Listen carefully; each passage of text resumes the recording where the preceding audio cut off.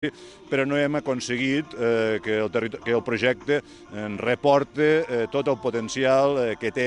sobre la nostra economia i sobre la nostra societat. Per això ens comprometem que durant els propers 4 anys, durant la propera legislatura, existisca un lideratge institucional de primer nivell, en primer lloc des de les Terres de l'Ebre, les institucions de l'Ebre, passant per la delegació del govern, passant per la Diputació, passant pels consells comarcals, s'han de fer seu el projecte, no pot ser només un projecte del COPATE, ha de ser un projecte de les màximes institucions de les Terres de l'Ebre, i a partir d'aquí, si assolim aquesta fita, hem de fer el següent pas, que és que això passi a ser un projecte de país, un projecte del conjunt dels ciutadans de Catalunya, del conjunt de les institucions catalanes, i això ens ha de repercutir, òbviament, en recursos econòmics per a poder-la desplegar, recursos que ens han de permetre que des del COPATE es pugui estructurar un equip tècnic que pugui donar-li dinàmica